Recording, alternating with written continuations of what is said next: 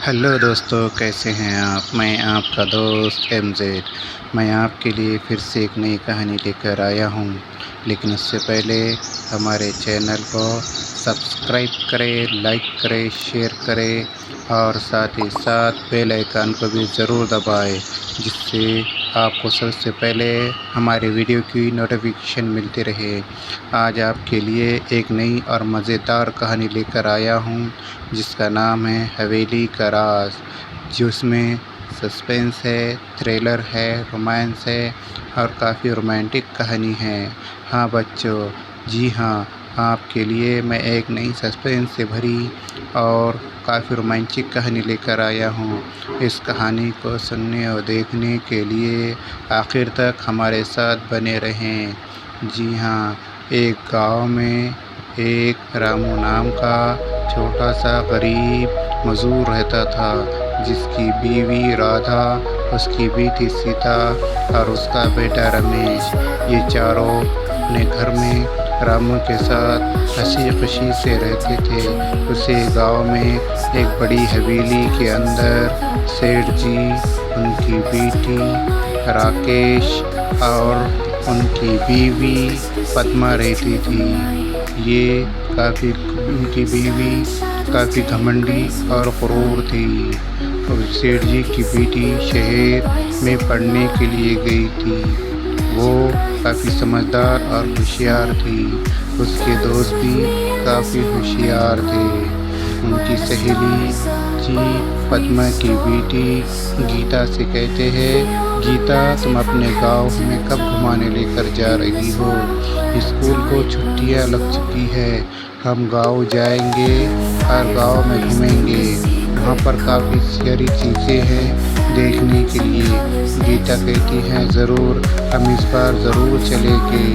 उसकी दूसरी सहेली भी उससे कहती है, हाँ हम इस बार गीता अपने गांव ज़रूर चलेंगे। उसका दोस्त भी कहता है, हाँ हम ज़रूर अपने गांव घूमने चलेंगे। गीता इस बार उनको मना नहीं करती और अपने गांव उनको घुमाने के लिए तैयार हो जाती है। राकेश भी कहता है, तुम डरो नहीं, मैं तुम्हारे साथ तुम्हारे गांव आऊँगा। और सब मिलकर तैयार हो जाते हैं। गीता भी कहती है, हम पैदल जाएंगे। सब लोग तैयार हो जाते हैं। हाँ हम गांव पैदल ही जाएंगे, ताकि गांव की हरी भरी ज़मीनें, खेत खलियान, वहाँ के खूबसूरत नज़ारे, वहाँ की ठंडी ठंडी हवा के हम मज़े ले सकें। ये सब दोस्त इमेजिन करते हैं और गीता उनको लेकर गांव की तरफ बढ़ती है। उसके दोस्त भी उसके साथ गांव के लिए तैयार हो जाते हैं और रास्ते में वो देखते हैं काफ़ी खेत खलियान हैं, ठंडी ठंडी सी हवा चल रही है, चारों तरफ पेड़ है, खूबसूरत नज़ारा है। सब दोस्त गीता से कहते हैं, गीता कितना खूबसूरत नज़ारा है, ठंडी ठंडी सी हवा चल रही है। गीता कहती है, हाँ यही तो गांव की खूबसूरती है। उसकी दोस्त कहती है, यहाँ पर कितना मज़ा आ रहा है, शहर से दूर कितनी शांति है, कितना सुकून लग रहा है। उसके दोस्त काफ़ी खुश होते हैं। गीता से उसके दोस्त कहते हैं, तुम्हारा घर यहाँ से कितनी दूर है। गीता कहती है, कुछ ही दूर पर यहाँ से मेरा घर है, मेरा गांव है और वहीं पर हमारी हवेली भी है। सब दोस्त काफ़ी रोमांटिक और इंटरेस्टिंग होते हैं और वो गांव की तरफ बढ़ने लगते हैं, वहाँ के नज़ारे देखने लगते हैं और काफ़ी खुश होते हैं। वहाँ का ठंडा पानी, गीता कहती है, वो रहा हमारा खेत, वो रहा हमारा बगीचा। और वो अपनी खेत खलियान बगीचा दिखाने लगती है। दोस्त भी काफ़ी खुश होते हैं और आगे बढ़ने लगते हैं। वो बढ़ते बढ़ते अपने खेत खलियान को देखते हैं और गांव की ठंडी ठंडी हवा के मज़े लेते हैं। वहाँ के रास्ते, वहाँ की खूबसूरती, वहाँ की हरी भरी ज़िंदगी, वो काफ़ी खुश होते हैं। गीता उसके दोस्तों के साथ जब गांव में घूमने निकलती है तो घूमते घूमते उनको एक जगह पर एक घर के पास बूढ़ी दादी दिखती है जो घर के आंगन में बैठी थी। दादी कहती है, तुम कौन लोग हो और यहाँ क्या कर रहे हो? गीता कहती है कि मैं सेठ जी की बेटी हूँ और ये मेरे दोस्त है जो शहर से गांव घूमने आए हैं। दादी कहती है, अच्छा तुम सेठ जी की बेटी हो? ठीक है। तुम मीरा की बेटी हो? हाँ ठीक है। जाओ गांव घूमो, लेकिन उस हवेली की तरफ ना जाना, वहाँ पर डर है, वहाँ पर खौफ है। गीता कहती है, दादी तुम भी अभी ये बातों को मानती हो? दादी कहती है, बेटा मैंने ये सुना है इसलिए मैं कहती हूँ, तुम इस राज को राज़ी रहने दो। तुम सिर्फ गाँव तुम सिर्फ गाँव घूमना, गाँव के बाहर की जो पुरानी हवेली है उस तरफ ना जाना। दादी उनको ये ताकीद करती है, उनको ये संकेत देती है, मगर गीता और गीता के दोस्त दादी की बात को सुनकर खामोश रहते हैं और खामोश खड़े होते हैं। उनके दिल में दिलचस्पी जागती है। वो एडवेंचर के बहुत शौकीन थे। वो घूमते घूमते उसी गांव की पुरानी हवेली की तरफ जाते हैं, जो शाम के टाइम में काफ़ी खूबसूरत और काफ़ी अजीब दिख रही थी। गीता कहती है, यहाँ पर कितनी ठंडी हवा चल रही है। हाँ ये खूबसूरत नज़ारा, ये चौधरी का चाँद। मगर का जैसे जैसे वो हवेली के करीब जाते हैं, वो काफ़ी डरावनी सी दिखती है। उसके दोस्त इधर उधर देखते हैं, वहाँ पर कुछ चहलकदमी की आहट सी सुनाई देती है। गीता कहती है, वो देखो वहाँ पर कुछ है, वहाँ पर से कुछ आवाज़ें आ रही है। उसके दोस्त भी उस तरफ इशारा करते हैं और कहते हैं, हाँ वहाँ से कुछ तो आवाज़ें आ रही है। ठीक है, हम आगे चलकर देखते हैं, मगर उनकी हिम्मत नहीं होती आगे बढ़ने की। वो सोचते हैं अब क्या करें। चौधरी रात का चाँद था, हवाएं ठंडी चल रही थी, लेकिन उसी समय उनके पीछे एक चुड़ैल आकर खड़ी होती है। वो इन सबको देखती है और देखकर खामोश उनकी तरफ हवा में उड़ने लगती है। गीता पीछे मुड़कर देखती है कि उनके पीछे चुड़ैल है। उसके दोस्त भी काफ़ी डर जाते हैं और सहम जाते हैं। गीता खामोश चुड़ैल से नज़रें छुपाए चोरी चोरी इधर उधर देखने लगती है। उसके दोस्त भी चुड़ैल से नज़र नहीं मिलाते, काफ़ी डर जाते हैं। तभी गीता हिम्मत कर कहती है, तुम कौन हो और यहाँ क्या कर रही हो? चुड़ैल कहती है, मैं इस घर में रहती हूँ। और वो काफ़ी डर जाते हैं चुड़ैल को देखकर और उसकी आवाज़ सुनकर। वो वहाँ से भागने लगते हैं और सवेरे होते ही वो दादी अम्मा के पास दौड़ कर आते हैं। दादी अम्मा से उस हवेली के बारे में पूछते हैं कि वहाँ पर चुड़ैल है, आपने हमें ये बात क्यों नहीं बताई? दादी अम्मा ने कहा, उस राज को राज़ी रहने दो बेटा। गीता तुम काफ़ी डरी हुई सी लग रही हो, तुम आराम करो। नहीं दादी, गीता कहती है, नहीं दादी हमें उस राज के बारे में बताइए। दादी कहती है, नहीं बेटा, तुम्हारे सेठ जी ने और तुम्हारी माँ मीरा ने इस राज को राज़ी रहने देने के लिए कहा है और गांव वाले इस बात से काफ़ी डरे हुए हैं और वो सेठ जी और मीरा जी का इज़्ज़त करते हैं, आदर करते हैं, इसीलिए कोई तुमसे उस बारे में कोई नहीं बताएगा। गीता और उसके दोस्त काफ़ी फ़ोर्स करते हैं। तभी दादी उनको अपने घर में लेकर जाती है, उनको अपने बिस्तर पर बिठाती है और कहती है, मीरा ये काफ़ी समय पुरानी बात है, ये तुम्हारे पिताजी और मीरा जी की बात है। मीरा जी ने पूरे गांव वालों को इसके बारे में खामोश बिठाया है। वो किसी से इस बारे में कुछ कहने नहीं देते। इस राज को राज़ी रहने दिया जाए तो बेहतर है। तभी उसके दोस्त गीता के साथ कहते हैं, दादी हमें उस राज के बारे में बताइए जो पुरानी हवेली के बारे में है, जिसे सब लोग पुरानी हवेली का राज कहते हैं। उसके दोस्त दादी से काफ़ी फोर्स करते हैं। दादी मान जाती है और कहने लगती है, मैं उस राज के बारे में तुमको बताऊंगी, मगर मेरी एक शर्त है। दोस्त कहते हैं, दादी कैसी शर्त? दादी कहती हैं, इस राज के बारे में तुम कभी किसी से कुछ नहीं कहोगे और मेरा नाम नहीं लोगे, वरना मीरा जी के कान पे अगर ये बात चली गई तो वो किसी को माफ़ नहीं करेगी। मीरा जी की बेटी गीता कहती है, मम्मी ऐसा क्यों करेगी? दादी कहती है, ये राज इसीलिए मैं किसी को नहीं बताना चाहती थी। गीता कहती है, दादी हमें उस राज के बारे में बताइए, मैं मम्मी जी से कुछ नहीं कहूँगी। दादी शुरू करती है कि इसी गांव में काफ़ी खुशहाली थी, ये काफ़ी खुशहाल था, वो हवेली भी काफ़ी खुश मिजाज थी और हम यहाँ पर सब हंसी खुशी से रहते थे। इसी गांव में रामू, उसका बेटा, उसकी पत्नी और वो खुद उसकी बेटी सीता काफ़ी खुशहाल ज़िंदगी गुजारते थे। सीता का नाम लेते ही दादी की आंखों में आंसू आ जाते हैं। गीता कहती है, दादी क्या हुआ, अब क्यों रोने लगी? दादी कहती है, बेटा सीता बहुत प्यारी बच्ची थी, बहुत लाडली बच्ची थी, गांव वालों की दुलारी बच्ची थी, मगर उसका काफ़ी समय पहले मृत्यु हो गई, वो मर गई।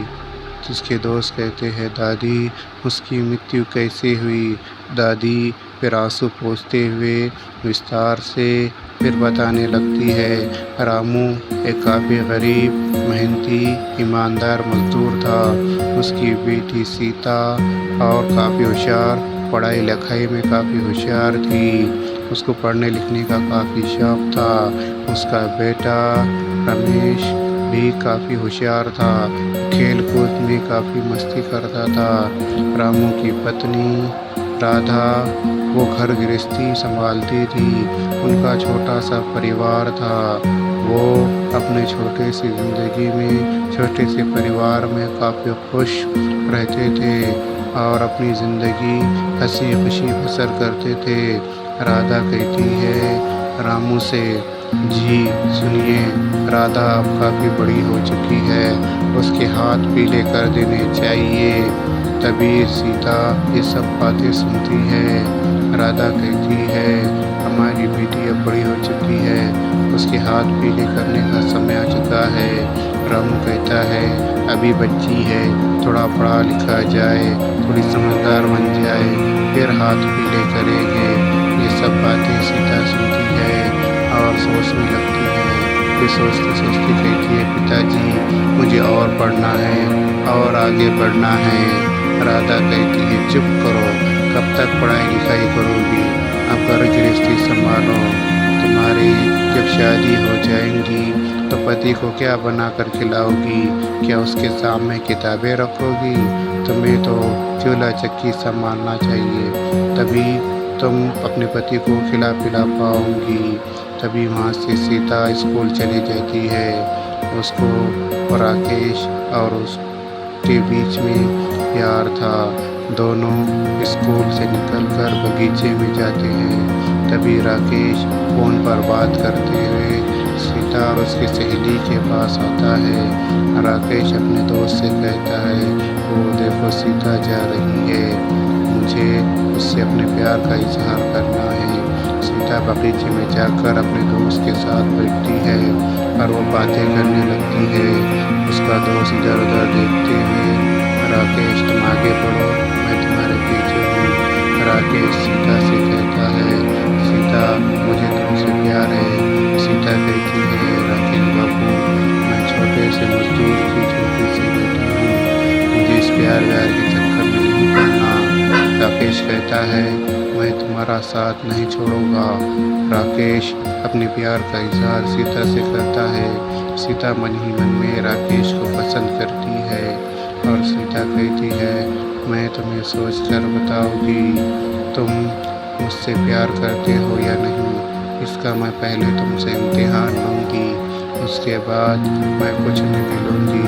राकेश कहता है, ठीक है, मैं तुमसे सच्चे मन से प्यार करता हूँ और मैं तुम्हारा इंतज़ार अपने झरने के पास करूँगा। वो दोनों शाम में झरने के पास मिलने जाते हैं। सीता वहाँ पर आती है और हिचकिचाते हुए वहीं पर रुक जाती है। राकेश इधर उधर देखता है, फिर वो दोनों सोचते हैं। फिर राकेश सीता से नीचे बैठने के लिए कहता है। सीता नीचे बैठती है। ठंडी ठंडी हवाएं चल रही है, आसमान नीला है, चाँद निकला हुआ है, झरने का पानी धीरे धीरे बह रहा है। राकेश सीता से, मैं तुमसे बेइंतहा प्यार करता हूँ। सीता भी कहती है, हाँ राकेश, मैं भी तुमसे बेइंतहा प्यार करती हूँ, लेकिन तुम्हारे घर वाले इस बात को मानेंगे? राकेश कहता है, मेरी माँ मीरा जी मुझसे बहुत प्यार करती है, तो मेरी बात को ज़रूर मानेंगी। वो मुझसे और मेरे परिवार से काफ़ी प्यार करती है। मैं उनका लाडला बेटा हूँ, वो तुम्हें ज़रूर पसंद करेंगी।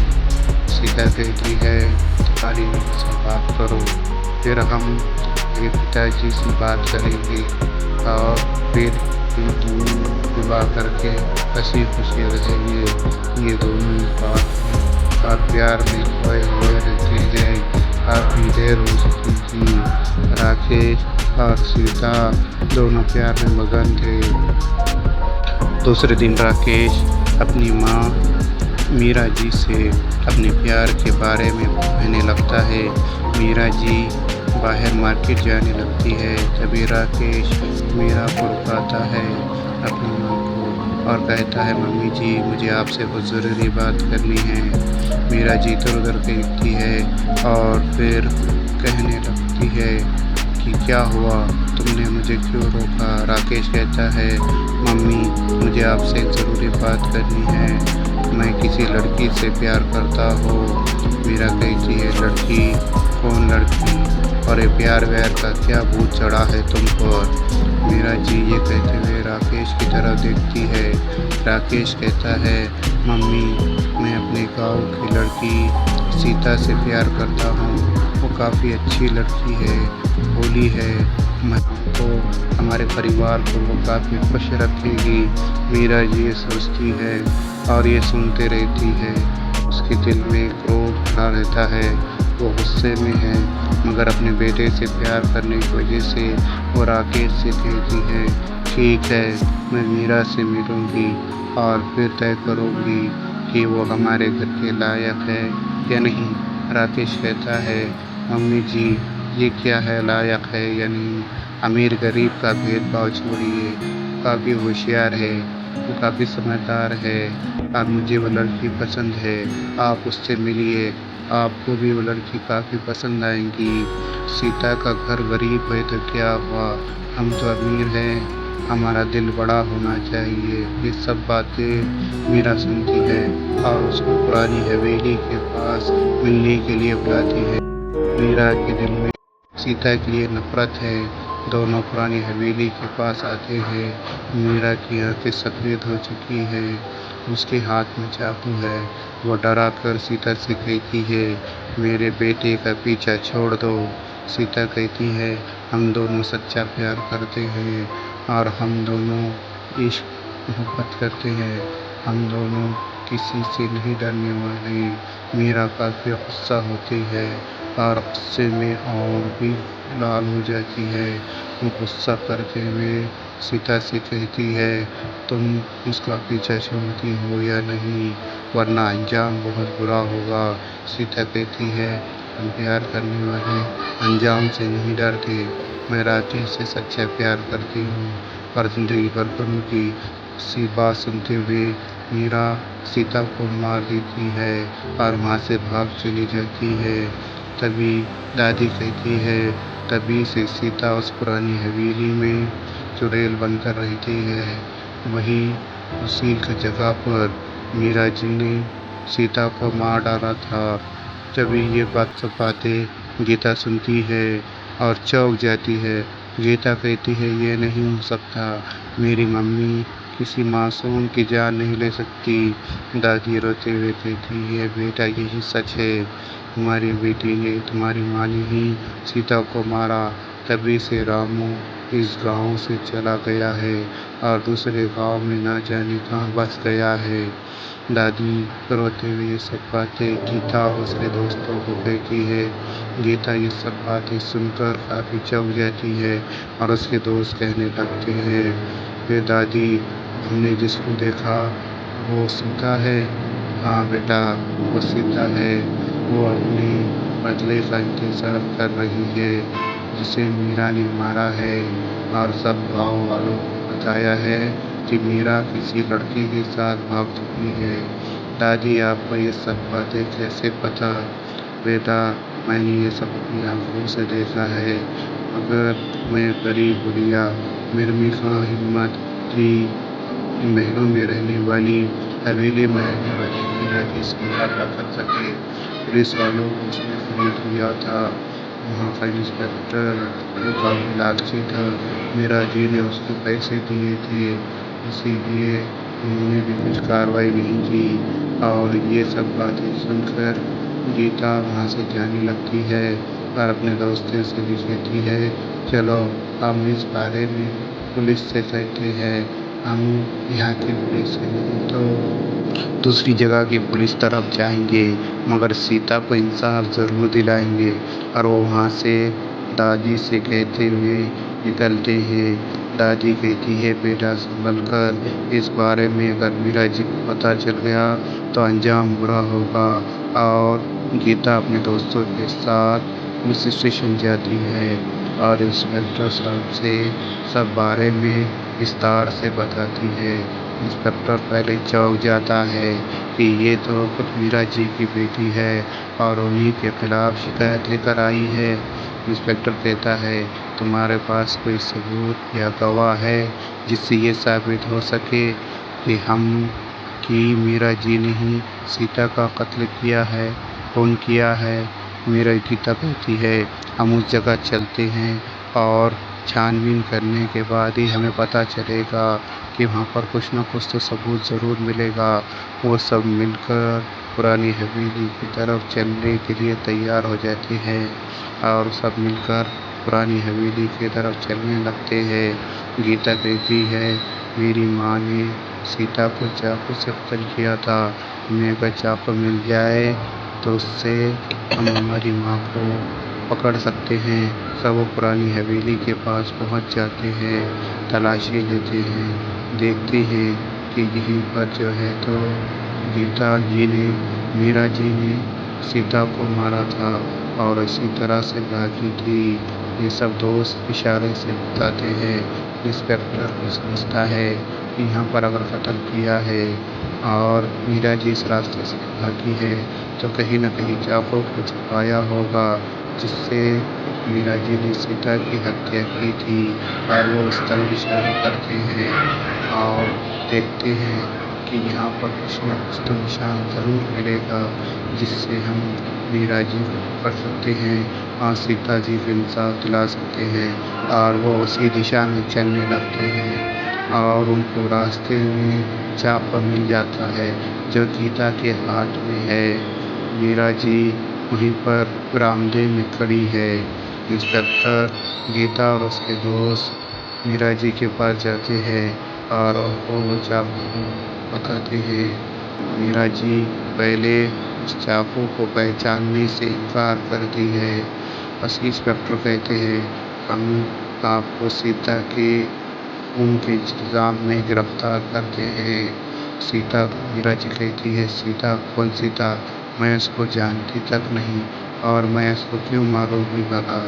इंस्पेक्टर कहते हैं, इसी चाकू से आपने उसका खून किया है। मीरा कहती है, ये चाकू को मैं नहीं पहचानती। गीता कहती है, मम्मी ये देखिए वही चाकू जिसने आपने सीता को मारा। मीरा कहती है, तुम मेरी बेटी हो या किसकी?